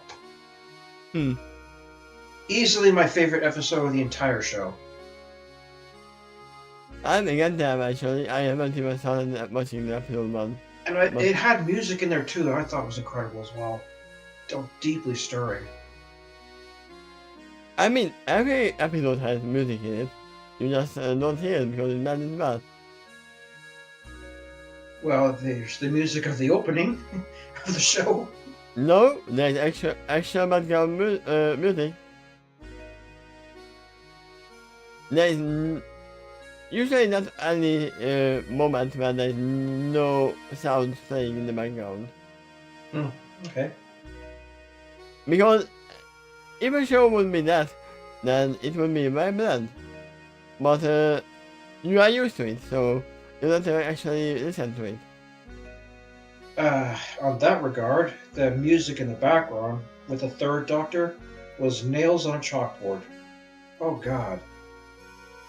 I will probably hear that then, but it was painful, but also kind of interesting. Like, it had such random, quirky sounds to it that I guess was indicative of, I don't know, the 70s. Because I think that's when it occurred, the early 70s for that era of Doctor Who. But yeah, let's continue because there's still ways to go and... Yep. Cool. But the case that looks at the hallway, I see us, they see the Doctor return. But the President Dorothy and start under the glass as he says. We'll finish this reaction later. Right now, we need to focus on our current mission. Most men not in agreement. How is she, Doctor? Dorothy checks with the brown coated and clean next time wearing Samuel Stallion. But for now, but I didn't have a tweak her medication of it. Oh, it's a newer medication. Let's report. She's still running high fever. So I'm very grateful to you for staying here and looking after her. She will have to be monitored closely. Listen, I give her lots of water and plenty of mattress. I would actually give tea, but I don't know if they drink tea yet. Wait, they do. I was gonna say if boys drink tea, but yeah, because Takeshy was having tea time with Discord. And it most definitely exists among the British too, Yeah. which this show's a native of. The Doctor is very familiar with tea. He's most settled on the latter, although it is peaceful by the rest.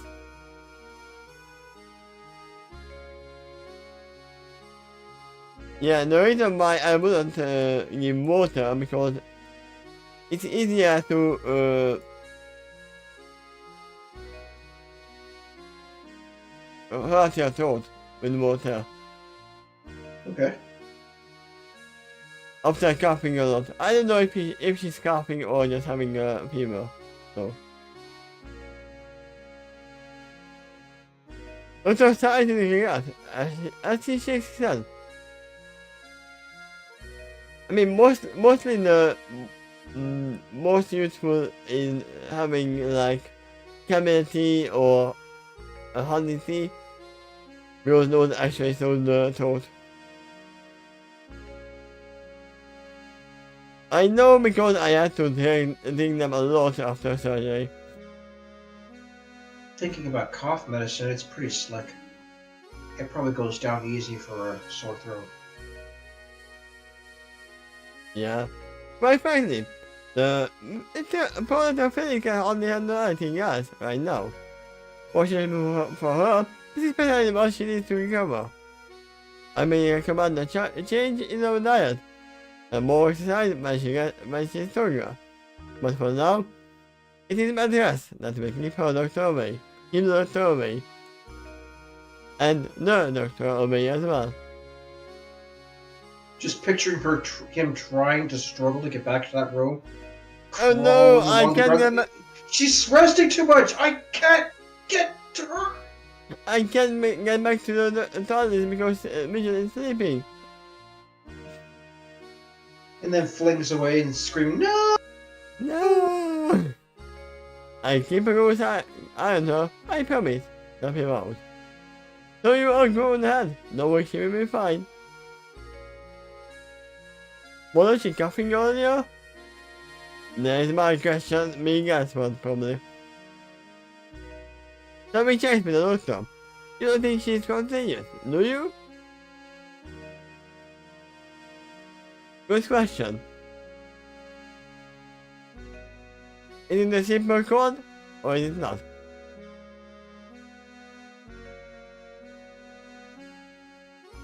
Doctor shakes his head as he said, I think she is well over the hurdle now. Even though the sedative was fresh, the treatment I gave her should keep a good lead on a particular issue. So those teething cores should be fine. So then, Doctor continued. I think that I use his kid next time. If you are all alone with the hidden little debate here, then let me off. Good night, job, my friends! You heard us? Something else in amazement. No, but I don't have to. I knew that he would say that, yeah, actually I have the microphone on the whole time, so we heard everything in the room. Or the sonic screwdriver, it's pretty good with sound. Yeah? I mean wait, does he have an announcement microphone in the TARDIS? Surprise me. And the ship can come up with all kinds of things. Yeah? And it doesn't have to be the same TARDIS as in the human universe, so... In the Pony universe, at least in this story, is not much different. No, but I don't have to. That's what I thought. The story is clearly written on all of your faces, speaking of which, Duffy, improves the harm. Please attend to your patient, monitor her closely. I also have the device by her bedside, which you can use to contact me, just in case this goes out. You want that it may not be able to immediately respond, or I may not be able to immediately respond, but I will get back to you as soon as I can. You have my word on that. And in the meantime, you can at least be assured that I will be alerted to your situation. I have a problem with that. They are going to a moon. To an artificial moon. And usually in big artificial places, like that or a factory, you don't usually have signal. That's not a problem for the Doctor. He reconfigures cell phones with his sonic screwdriver that can call their mother across time and space. Oh. Then maybe, yeah. Yes, Doctor, right away. Duffy says seriously, then hops up and actually flies into the hallway, just to get there more quickly. Aspirating by most, however, she had to excel down there, where her wing keeps the water around feet down the hallway. From there, she can catch the number several feet, while the comes calls out, "I'm alright, I'm okay, and just be me again." Aww. Doctor shows me the amused sticker, but then narrows his eyes slightly and for the wind. Observes the young stallion viewing the hallway with concern. For the wind, Doctor calls out to the young unicorn, which knows the blue stallion's attention to him. This, Doctor says, be aware that Duffy made her choice. We have to respect that, even if we both disagree with it. Keep in mind that the best thing we can do for her right now is hold our heads high. Let me see if we feel guilty about her decision. The decision she has to feel guilty in return. Follow me by the light at the Doctor. Now then, shall we? Doctor McCabe in the center of the preparatory. Told. More than upward, my friend. With that, the Doctor turns his way out of the TARDIS. Coming almost followed, but what she hesitated when she left his following in the following year is that he just has his eyes wide open with an amazing expression, followed by a burst of one. He then shuts his eye and drops the image of his mother. What is it? What's wrong? Tommy asked her friend in cautious concern. Irving cast a long sigh before lowering his hook back to the ground. Shaking his head and keeping his eyes open before saying, "Of these days, I am finally going to learn to stop underestimating the Doctor. The Doctor."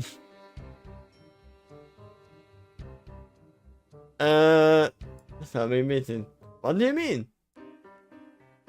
Fellow resident sir for a second, then looked out the now operations of the TARDIS, as he said. Earlier the Doctor was being cautious on how accepting he was of Duffy's decision. Until the day I realized he was thinking at least 10 steps ahead of me as usual. When am I ever going to learn? I mean, for all we know, that the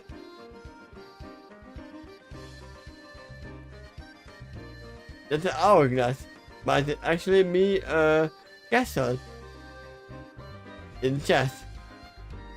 Interesting. Strange shape for it then. I mean, it is kind of. Hourglass has the shape of two triangles facing towards each other, and then a stem around it. Yeah, but if you are. And this one has sand in the bottom half of the hourglass. Yeah, I mean, if you have a missing piece on the chessboard and that is the castle, then you can actually definitely use an hourglass to replace it. And you would know what it is. There was a pony with that kind of chest piece in there specifically, and that was Cozy Glow. Yeah? And I could be more specific than that. It was a red rook. Yeah, and no red hooks in the chest piece, in the chest mod. There can be, but normally they're just white and black. That's the most common chest piece colors. Probably no, she might actually be a reincarnation of one of the time a lot. Ooh, interesting. We know not all of them are nice. I don't have the answer to the question right now, so we replies. But I do know that you are the brightest pony aboard the ship, aside from the doctor. I was about to say. If there's any pony who surely will learn that, then what he needs to know, it's you. I don't think about that compliment for the moment. The moment she stood outside gazed with a smile. As he said, thanks. It's good to know that you think of so highly of me. As for your reason, so that's short. You are one of the most amazing ponies I know. Well, as I was engaged to the assistant. We better get the move on. Enjoy the doctor out there. I thought for one reason that he would say that, well, you are one of the most amazing ponies I know as well. We can work on all of these other problems later. For now, as you said earlier, we should focus on what's in front of us. Indeed. So I guess I should look at the exit as well. Let's move! And we move to the end of the chapter. Yep. And most definitely love this cast.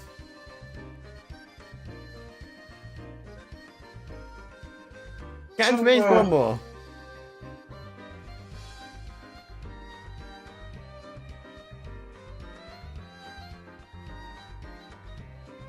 There you go.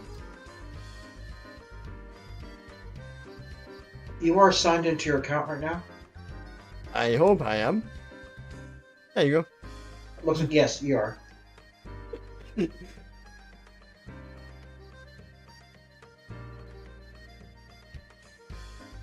I do have to wait, actually, for tomorrow, because tomorrow we are continuing. Is it the same time? Yeah, it's the same time.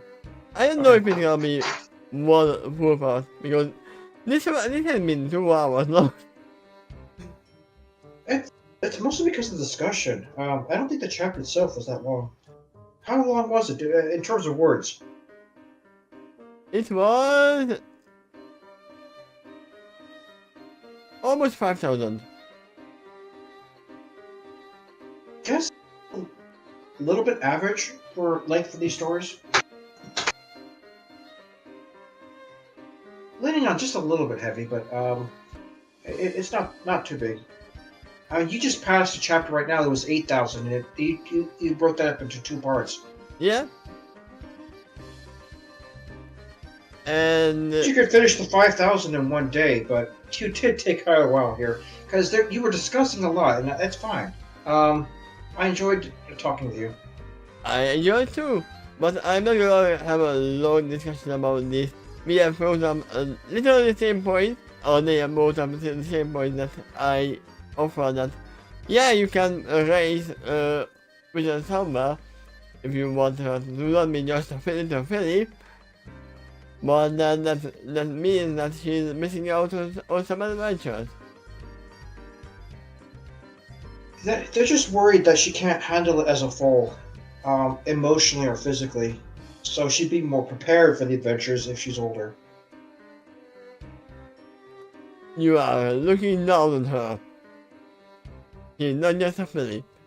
She might have went through more emotional trauma than you have ever to think about. You're not wrong. She is a very special filly. But yeah, we are ending right now.